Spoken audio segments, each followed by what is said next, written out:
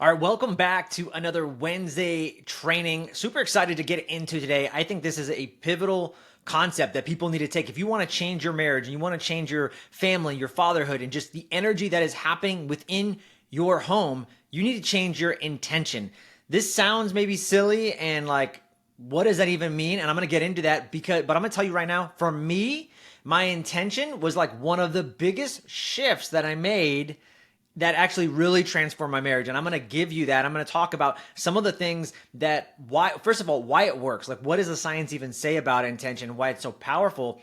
And maybe what are some of the things that you can do to make intention actually work for you? Because we all know that there's people out there that intend to do good things. Like, how many doctors out there, like, they intend to do well, they intend to do no harm, but they do, right? I mean, it just happens. And there's police officers and there's everybody. Like, we all intend to do and make good decisions, but we don't always do it. So how do we make intention like actually work for us?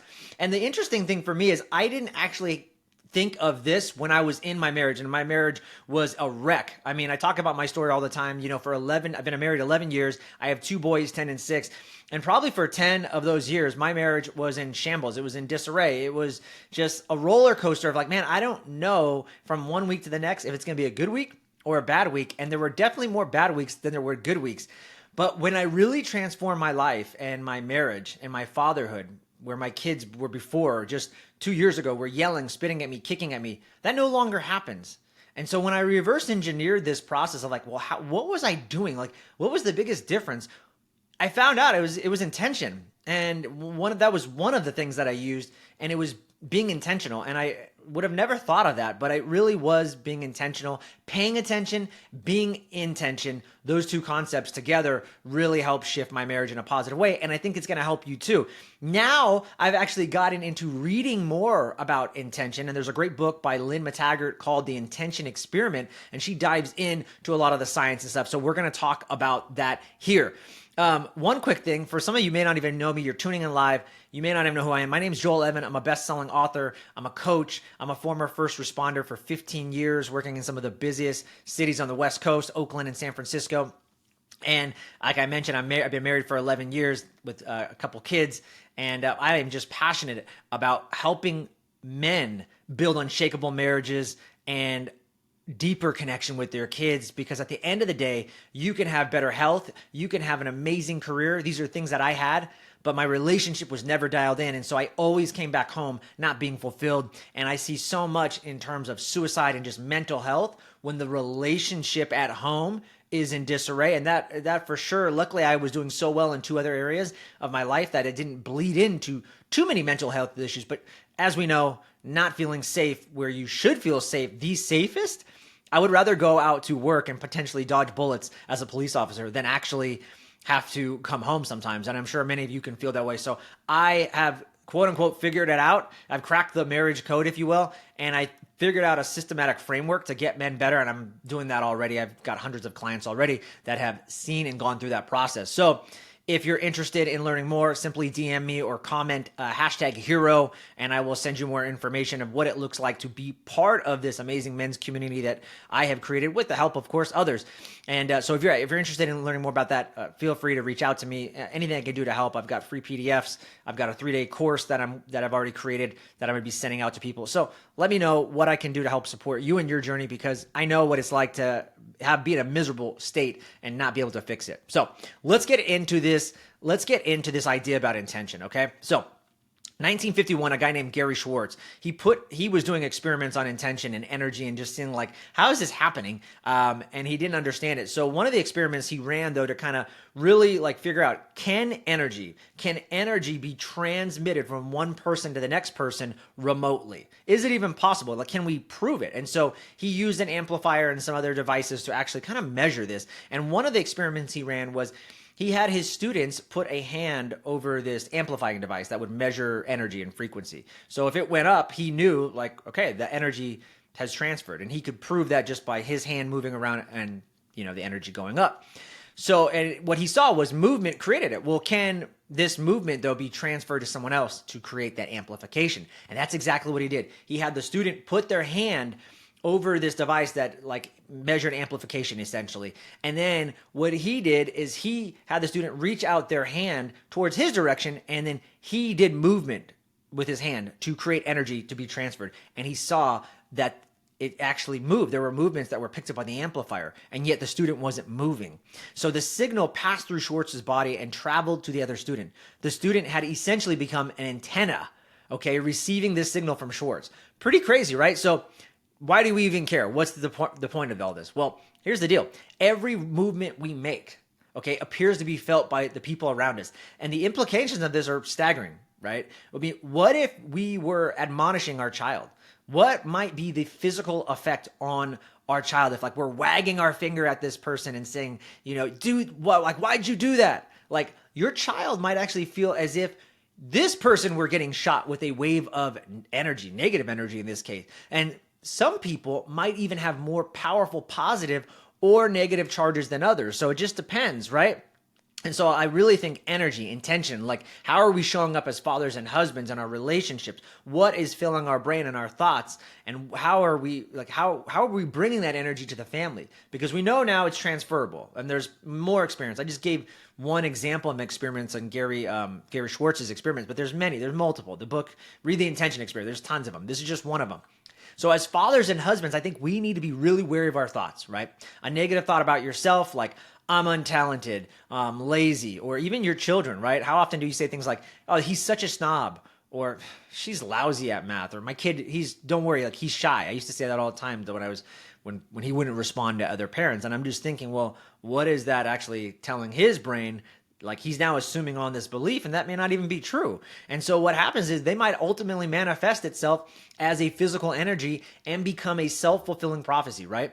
So indeed, there's moments when you feel anger or aversion to someone, right? Or something, and you can't rationally explain maybe why simply in this instance when you are picking up this negative intention toward you. But even the times, think about if you're depressed, like if you're depressed, this could have a physical effect on not only yourself, but the people and the other living things around you.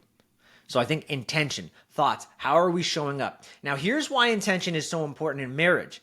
And this is a quote from the book. When you send intention, every major physiological system in your body is mirrored in the body of the receiver.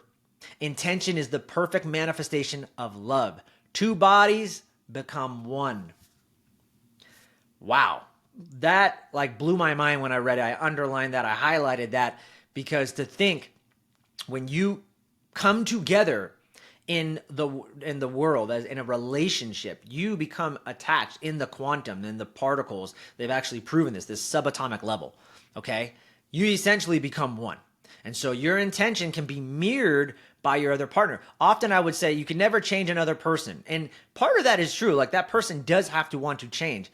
But the more I've seen in my own life, I tell a lot of people this. Does my wife need to change? Do my kids need to, rewire their patterns and behaviors that are negative? Absolutely. But my marriage and family life changed dramatically, like a complete 180, and I didn't ask them to change or do anything. All I did was change myself. I brought leadership back into the family. I started leading the family and creating a new culture, and they just adapted and molded into it. And so I think this kind of ties in that. There's another study called the Love Study. It was done in 1963 by Marilyn Schultz. You can read about her work, but she wanted to do a study with remote staring. And does remote staring have any effect? And so what she found was the mere attention of a sender. So what they did is they had these people, let me just backtrack here. They had a person in another room who was being videoed. They were videotaping a sender was like, so the sender is the person that was watching the other person in the other room, okay, via video. And she was sending her intention was, I'm just going to stare at you. Like I'm sending like staring vibes at you. Have you ever been like in an environment where someone's like, you can feel someone staring at you? That's what this was. But they were in remote rooms and all it was a video screen. She could see the person or he could see the person and they were sending like signals like I'm staring at you. And what they found was the mere attention of a sender was unconsciously picked up by the most automatic systems of the receiver's body. So even though they were in different rooms, the receiver, like they were measuring via like EKGs or they were using like something like they were using a polygraph test to measure the person's, their autonomic nervous system, and they could see shifts when the person was staring at them versus when they were not. Pretty crazy, right? So this love study, it demonstrated that under many circumstances, the electrical signaling in the brains of people get synchronized. The frequencies, the amplitudes, and the phases of the brain waves start operating in tandem. Again, mic drop. Like, that's crazy to me that we can think frequencies, amplitudes, like our brains become in this coherent space. We see a lot of that with the heart and the brain. There's this connection, a lot of research in with the Heart Math Institute, but the frequencies and amplitudes of the brain can actually start to sync, guys. So again, think about how you're showing up in your marriage or your fatherhood. Like, the way you're showing up is syncing a rhythm with everybody else. People might just be vibing off of your vibes. And we think about, oh, that's impossible, like vibration. This is all woo-woo. Lots and lots of data, lots of research going on. Last one I want to give you an example of is brain entrainment, okay? And this was done with some of those Qigong masters. We've seen the videos where the Qigong guys are like throwing Qi across the room and the guy's like falling down. It looks very fake. And then he goes and fights an MMA fighter and the MMA fighter jacks him up. And we're like, what a bunch of fake stuff, right? Maybe, I would say like that Qigong master. I think there is something about Qigong energy. There's definitely, we know, I think that's real. But, if you have a brute force coming at you and you're just going to set an intention, I don't think that's going to be enough. And that's why that's not working. But what they did with some of these master Qigong healers is they had the Qigong masters send energy, right? And we've seen this where a person like moves back. And so the question what the researchers had was, is this psychological or is it physical? Like, does the opponent actually move back because of a psychological intimidation? Or are they actually knocked back and knocked over by the Qi, by the Qi of their opponent? And so here's the experiment. This is what it looked like. A Qigong master is isolated in this electromagnetically shielded room on the 4th floor of a building. They put the student in another isolated room, but on the 1st floor of the building. And the Qigong master has to perform his Qi or Qi emissions over 80 seconds at random intervals. So nobody knows when they're going to be feeling the Qi, right?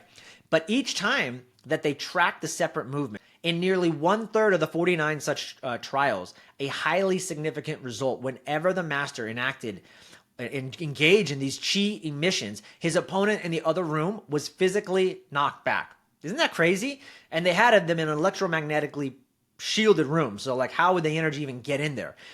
So in a second set of 57 trials, they wired both the teacher and the pupil to EEG machines so they could measure like the brain waves and stuff. And whenever the master emitted Qi, his pupil showed an increase in the number of alpha brain waves, which was right in his frontal lobe, okay, the right frontal lobe. And this suggests that this was where the body initially receives the intention message. So there you go. I mean, I'm just giving you some rundown of how powerful intention is.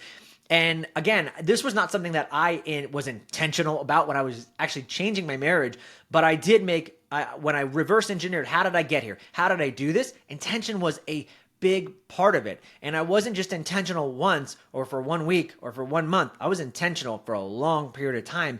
And that is what I think created a movement. And I know it's possible for you guys in your home, and I'm happy to help you get there. I know we can get there because I'm seeing the results in guys' marriages in just 1 week, 2 weeks, even a month. And this is after their wives are like, I don't love you anymore.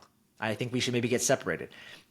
This is just a warning sign, guys, okay? It's a warning sign that you become unconscious and things have gone awry, and all it means is you need to get back on the good step, and you can do it, and I can help you there, or others can help you. Anything I can do, though. That's it for this training. I think intention is super powerful, and I want you to bring that into your life to help change your life and your marriage and your fatherhood. And if there's anything I can do to add value or support you or connect you with someone else who can add more value, please let me know. Shoot me a DM. Let me know what you liked about this video. Give me some feedback. Do you want to see more of this? Or what is going on? What is the big challenge in your marriage right now that maybe no one's asked or answered, and I can maybe be of service to you? Have an amazing Wednesday.